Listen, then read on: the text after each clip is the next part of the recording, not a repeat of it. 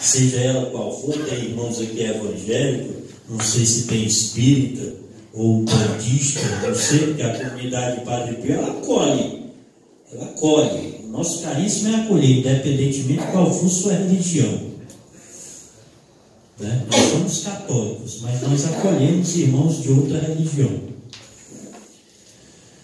Mas é importante o grupo de apoio. É importante a família fazer parte.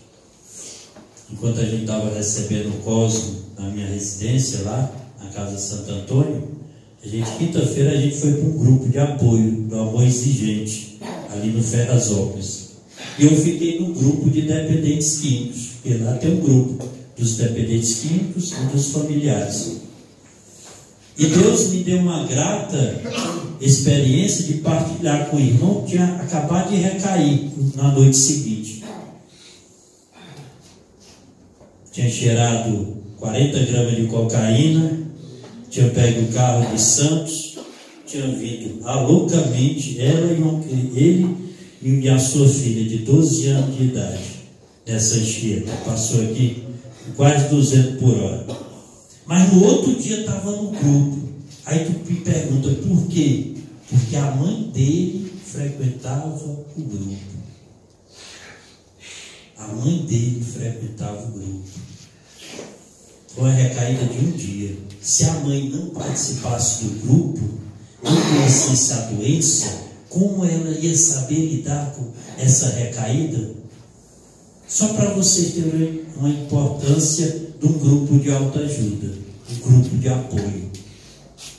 Ela imediatamente, quando soube, ligou para outro psicólogo que está há 25 anos de sobriedade, muito conhecido. A gente vai trazer ele aqui, o Carlos Gruger, cara muito conhecido aqui em São Bernardo do Campo. E aí ele ligou para o cara recaído, deu uma autoestima nele, conversou com ele. No outro dia ele estava num grupo de autoajuda, recomeçando, tudo de novo. Olha a importância. Olha a importância do grupo de apoio, né? O grupo de apoio são a melhor forma de expor dúvidas, pensamento com pessoas que compartilham do mesmo problema. Porque muitas vezes tu vai compartilhar o teu problema, as tuas dúvidas com pessoas que não conhece. O cara que não vai te levar para o paraíso, ele pode te levar para o caminho errado. Ou por uma frustração, ou dizer que é besteira, né? Ignorar os teus problemas, a tua dúvida. E no grupo de apoio não. É todas as pessoas que estão ali estão lutando por uma só causa, que é a sobriedade, é a mudança de vida, é ter uma vida nova, né?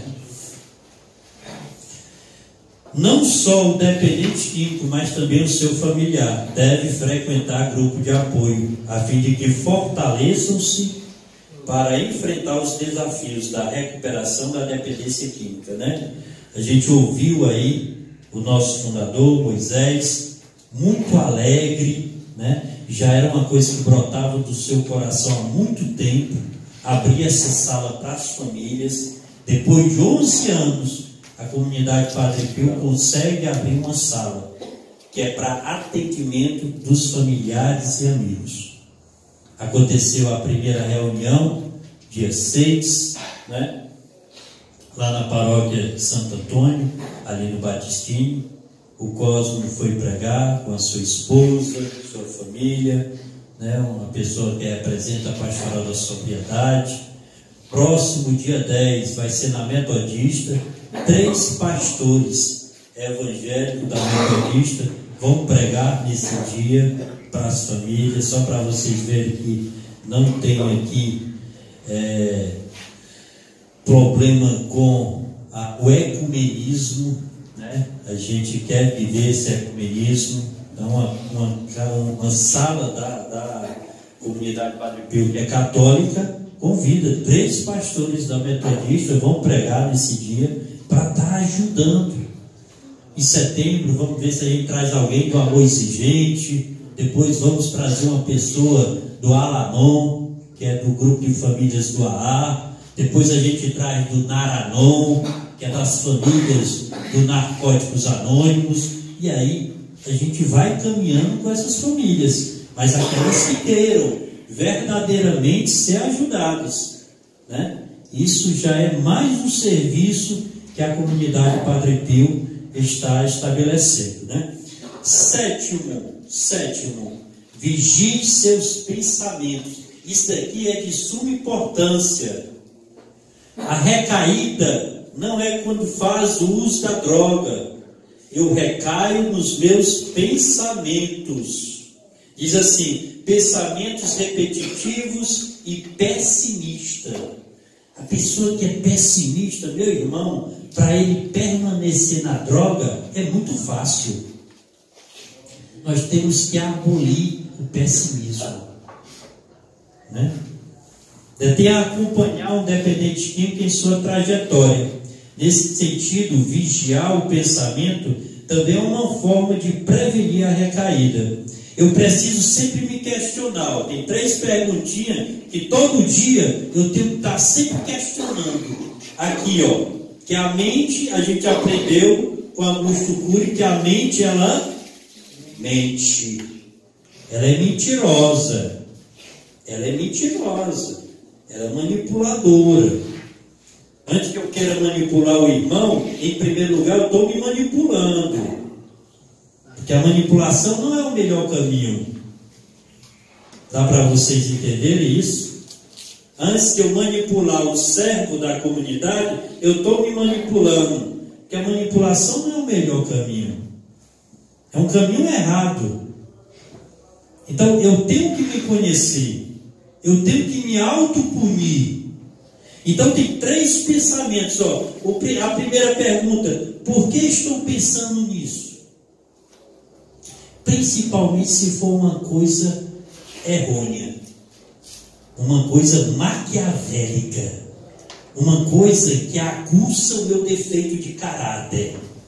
Falar mal do irmão, pessimismo, manipulação. Por que eu estou pensando nisso? Eu faço logo essa pergunta quando eu tenho um pensamento repetitivo. Aquele pensamento, eu estou alimentando aquilo. A gente tem que pensar: por que eu estou pensando nisso? Segundo, qual o sentido deste pensamento? Qual é o sentido deste pensamento? Esse pensamento vai me levar a quê?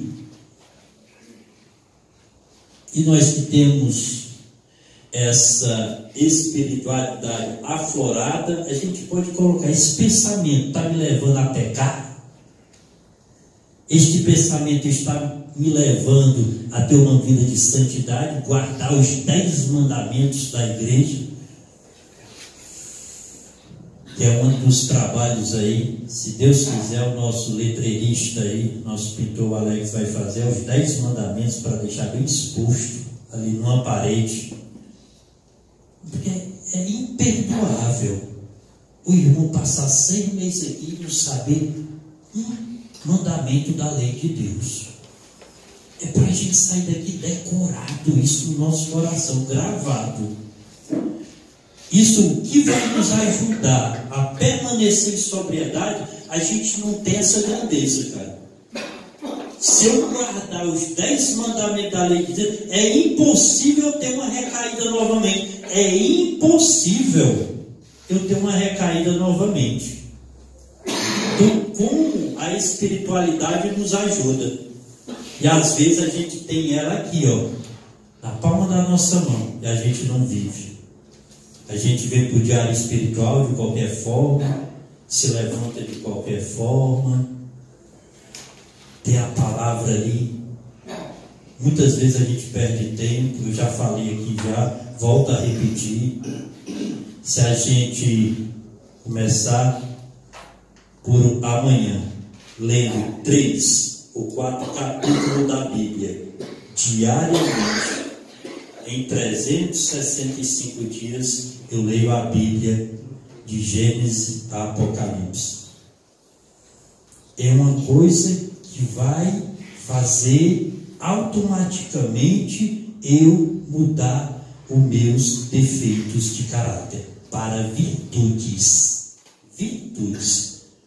A mudança de defeito de caráter é virtudes.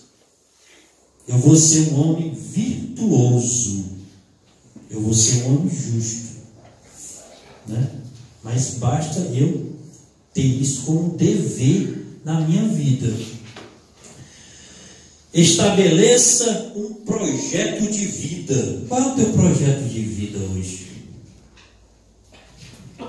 Você que está chegando hoje na comunidade, chegou semana passada, você que já está com 2 meses, 3 meses, você que já saiu o seu retiro, já está no caminho, sendo um caminhante da comunidade Padre Pio, você que já é um consagrado da comunidade Padre Pio, qual é a tua meta?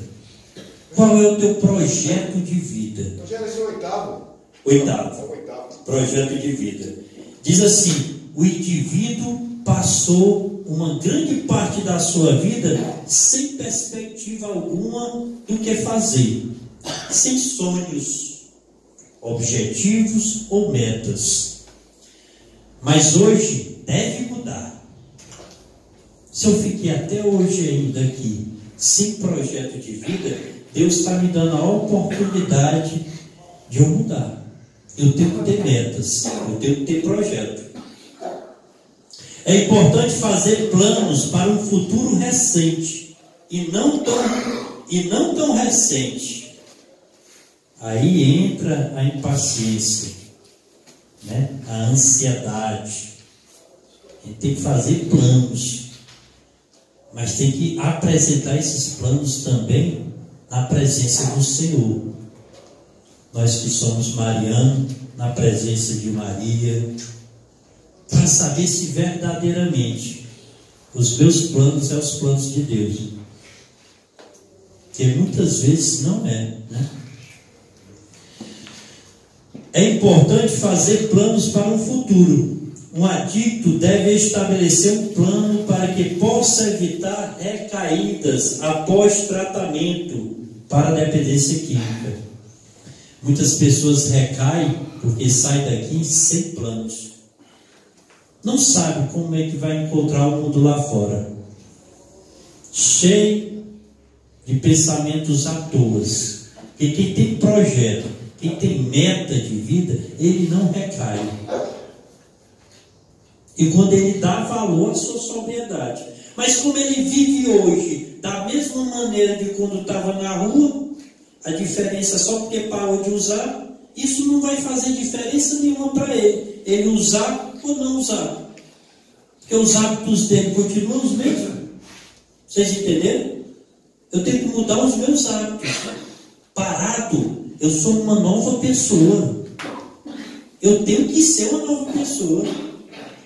Eu não posso só tampar a boca da garrafa, não, ser um bebo seco.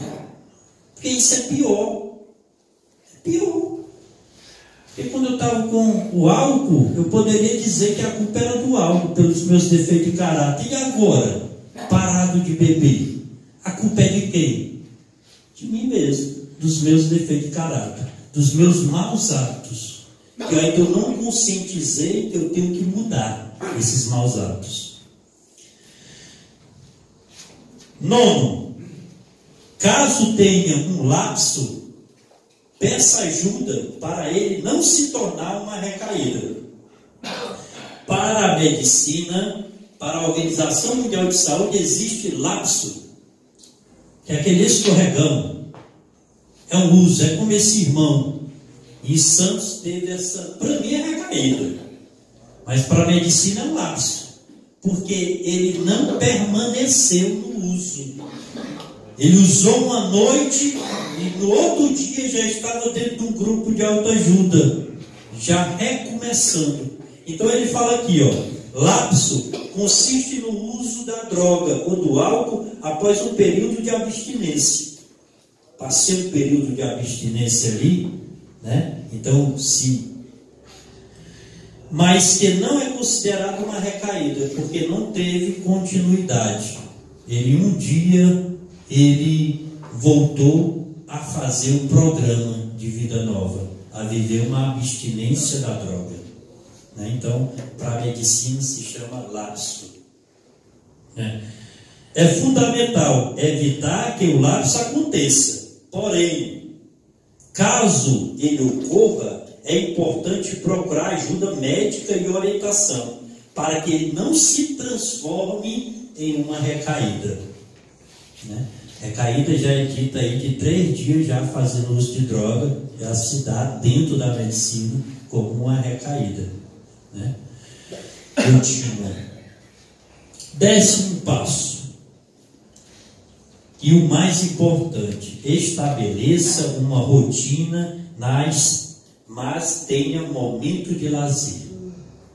Estabeleça uma rotina, mas tenha momento de lazer. A rotina a gente viu lá do gatilho, não foi o gatilho que a gente viu ou não? Foi. Qual é o primeiro? Gatilho. Segundo, rotina. Terceiro, recompensa. Gatilho, rotina e recompensa. Eu já tinha uma rotina no uso da droga. Eu tenho que modificar, porque é o que eu acabei de falar. Se eu permanecer com a mesma rotina, agora parado em sobriedade, a minha sobriedade não vai ter valor para mim. E a minha sobriedade não é para ter valor para o outro, é para mim dar valor à minha sobriedade. Rogério, só repete o 10 de novo. O 10. Estabeleça uma rotina, mas tenha momentos de lazer. Por quê? Eu tenho que mudar minha rotina, meus hábitos. Aí a gente entra naquela formação do gatilho, rotina e recompensa. Recompensa é o resultado, são os frutos. Se eu mudo meus hábitos para os maus hábitos, para os bons hábitos, hábitos saudáveis, eu vou ter frutos lá na frente, que é a minha sobriedade. É por isso que eu tenho que dar valor mais um dia sem uso de droga. Porque se eu não der valor, eu não vou me esforçar para mudar. Porque para mim é a mesma coisa. Olha como é importante. E outra aqui que ele falou: mas tenha um momento de lazer, porque a rotina cansa. A rotina cansa. O que a gente viu aqui já, nesse 1 ano de comunidade Padre Pio? Quantos irmãos não entraram na comunidade Padre Pio, fizeram o seu retiro, tinha a aptidão para o trabalho, para a rotina diferente, trabalhar, e foi colocada a oportunidade desse trabalho e ele recaiu, porque ele mudou a rotina, mas ele tem que ter momentos de lazer. E momentos de lazer não é só jogar bola, porque às vezes eu estou lá na bola, mas mais estressado do que aquele que está jogando de veras, lá São Paulo e Corinthians. Eu estou no lazer, mas mais estressado. Entendeu vocês? Lazer é lazer. Lazer é um relaxamento. Lazer, a gente pode ter o lazer na oração, quando a gente tem intimidade com Deus. Quando aquele faz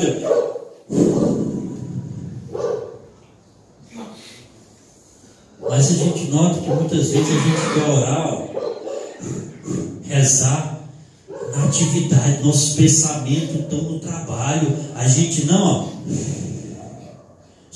concentra numa Ave Maria, no Pai Nosso, fica uma coisa tudo automática, tudo mecânica, e aquilo para nós adicto, vixe, cara, é uma forca, essa rotina, esse exercício acelerado.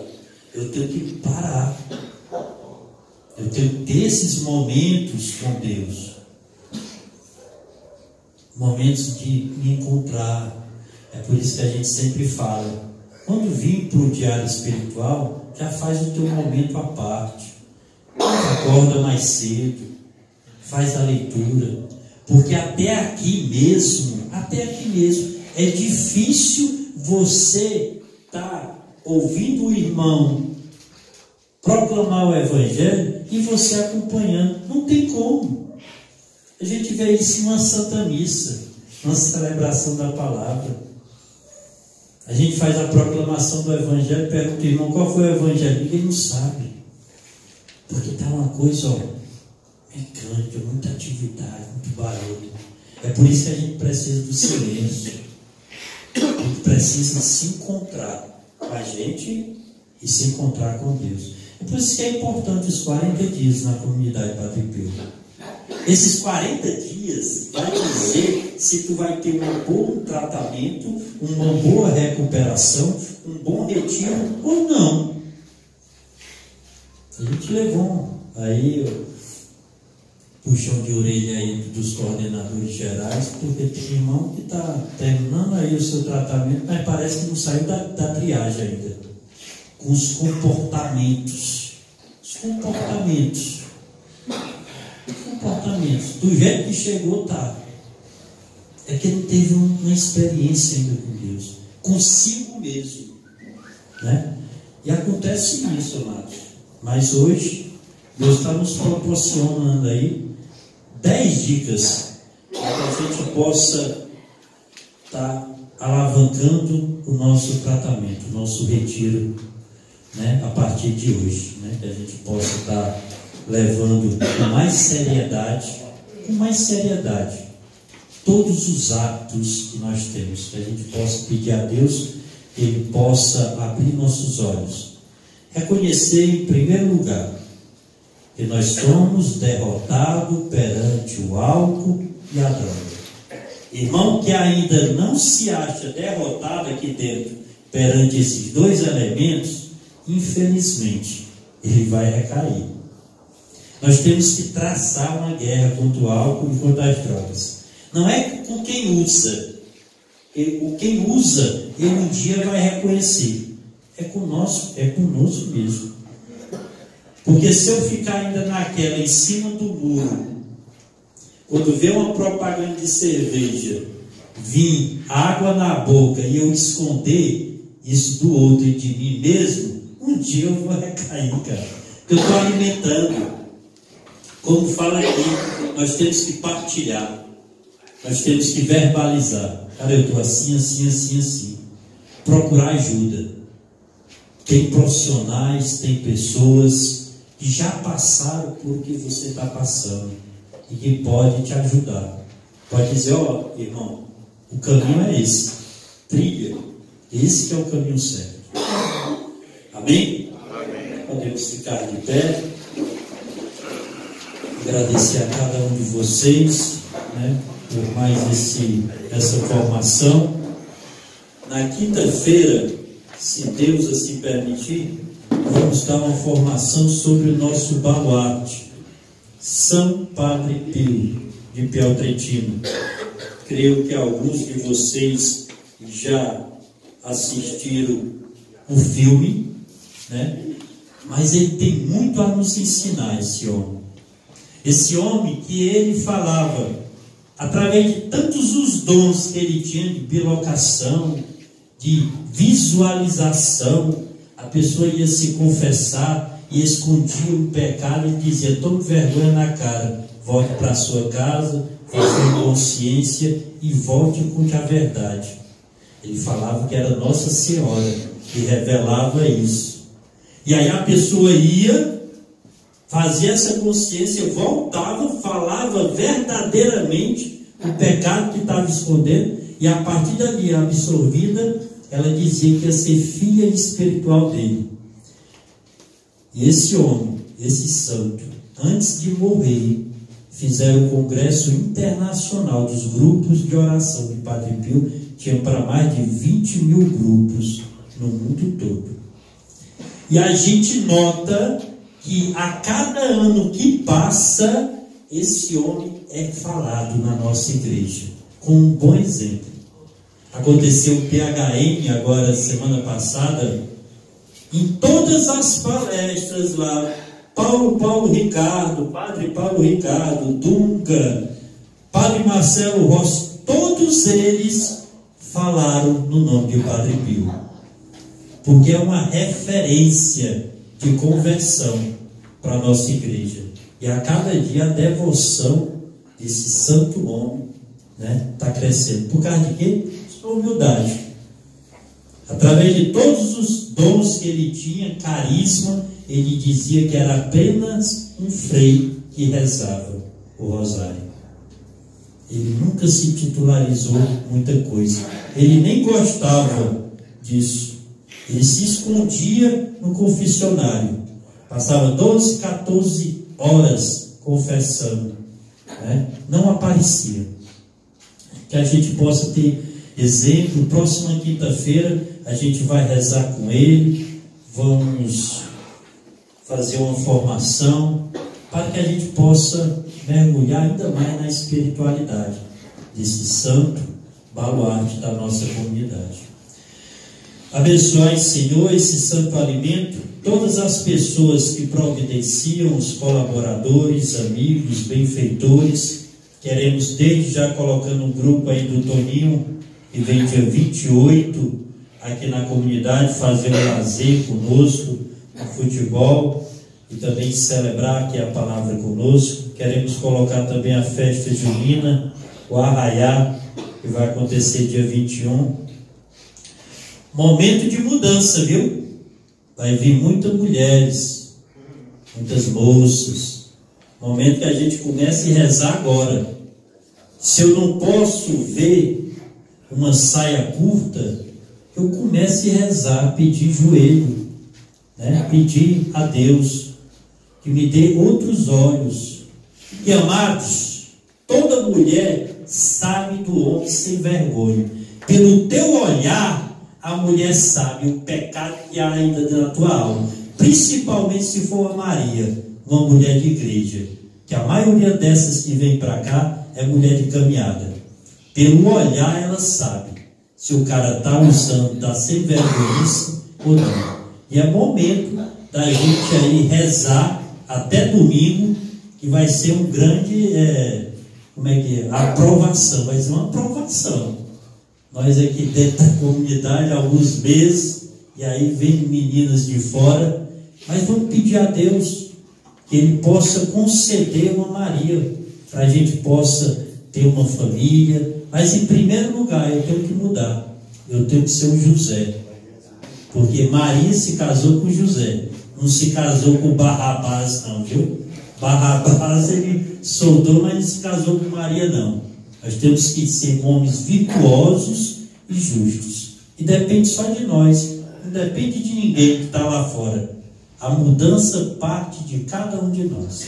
Amém? Amém. Mãe da Divina Providência, o Senhor sim é nosso pastor, e nada nos faltará. Pedindo a intercessão de São Padre Pio, São Francisco, Santa Clara e hoje Nossa Senhora do Carmo, esse alimento, toda a nossa noite de sono está abençoado em nome do Deus que é Pai, Filho e Espírito Santo. Amém. E viva Jesus!